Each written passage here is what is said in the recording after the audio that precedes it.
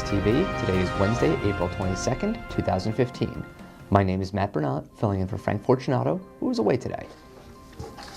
As always, you can follow more news updates on our Twitter account at Catex TV. There were 585 earthquakes of magnitude 3.0 or greater in Oklahoma last year, up from 109 quakes in 2013, and fewer than 2 a year before 2008. On Tuesday, the Oklahoma Geological Survey said it's very likely that the majority of earthquakes are triggered by oil and gas companies injecting wastewater into deep underground disposal wells. Given the oil and gas boom that started in 2011, Oklahomans should prepare for a significant earthquake, the state agency added. The report, endorsed by Governor Mary Fallin, marks an about-face from the state's official skepticism. Previous studies had linked the sharp rise in earthquakes to oil and gas wastewater disposal, but as recently as last fall, Fallin dismissed the connection as speculation that required more study. The Oklahoma Oil and Gas Association trade group said that it still believes the issue needs further study. One of the leading Japanese manufacturers of shock absorbers designed to enable large structures to withstand earthquakes has admitted that 145 buildings have been fitted with substandard equipment. Toyo Tire and Rubber Company has been ordered to carry out a thorough investigation into all the seismic damping equipment it has fitted into more than 200 buildings after the firm admitted that employees falsified performance data on the systems before they were installed. The company had been shipping shock absorbers that failed to meet Japan's exacting standards for earthquake resistance since April 1996, Kyodo News reported, and the equipment is presently installed in schools, hospitals, local government offices, and apartment buildings. An initial investigation by Infrastructure Ministry concluded that the first 55 buildings that were identified as having been fitted with substandard equipment will not fall down if subjected to a seismic intensity in the 6s or 7s. The earthquake that struck off northeast Japan in March 2011 had a magnitude of 9, although most of the damage and loss of life in that disaster was caused by the subsequent tsunami. Nevertheless, Japan is regularly hit by tremors, and a recent report by the government warned that there is a 70% likelihood that a magnitude 7 earthquake or greater will hit Tokyo in the next 30 years. Another forecast is for 323,000 deaths in the event of a major earthquake in the Nankai Trough, just off the southern coast of Japan. We take this situation very seriously, an official of the Osaka-based Toyo Tire said at a press conference, and that the company would like to take all possible measures to address the problem.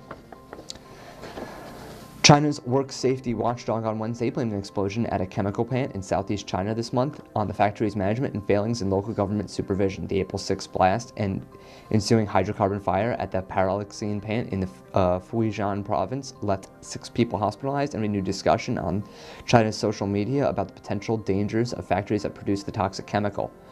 Huang Yi, spokesman for the State Administration of Work Safety, told reporters Wednesday that the bosses of the plant chose the cheapest bidder to build the facility at the expense of safety. He said the furnace was too close to storage tanks, so when unspecified materials leaked into the furnace because of a broken tube, the blast tore into a tank and caused the fire.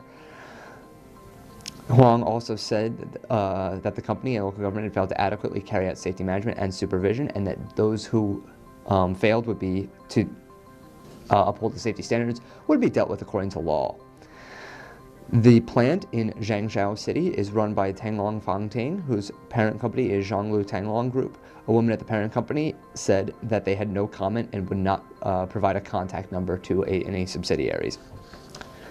The Insurance Council of Australia has declared a catastrophe for storm-affected parts of New South Wales, which have been battered by high winds and rain in recent days. As of 7 a.m. this morning, insurance companies had received more than 19,000 claims, with losses estimated at about $100 million US. In addition, 3 storm-related fatalities have been reported so far. Winds gusting around 135 miles an hour have added to the severity of the event, which prompted significant travel restrictions in Sydney and Newcastle. Maximum sustained winds were recorded to be in excess of 100 miles an hour.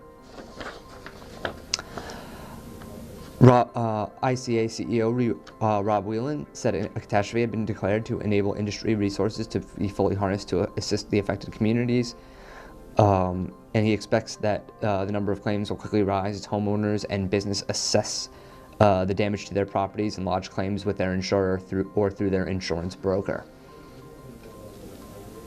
Police in Nepal say that 17 Indian tourists have died and 30 others were injured after a bus veered off a mountain road and crashed into a river. The accident happened about 10 miles west of the capital, Kathmandu. The bus was carrying tourists to Gorakhpur from Kathmandu. Accidents are common in Nepal's mountainous regions, largely because of poor road conditions, badly maintained vehicles, reckless driving, and overloading.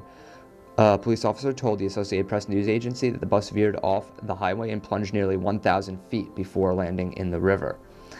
The European Union launched a legal attack on Gazprom Wednesday, stoking tensions with Moscow as it accused the Russian gas giant of overcharging buyers in Eastern Europe and hindering competition.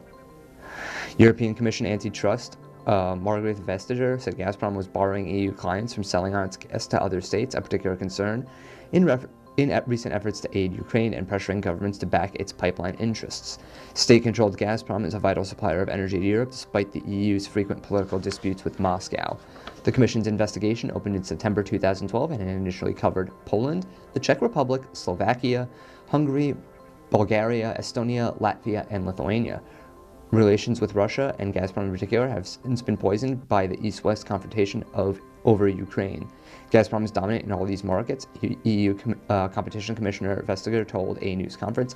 Our preliminary review alleges that Gazprom is abusing this position.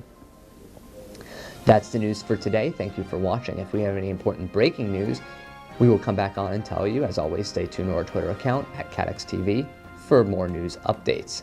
Thank you for watching. Have a nice day, and we will see you tomorrow.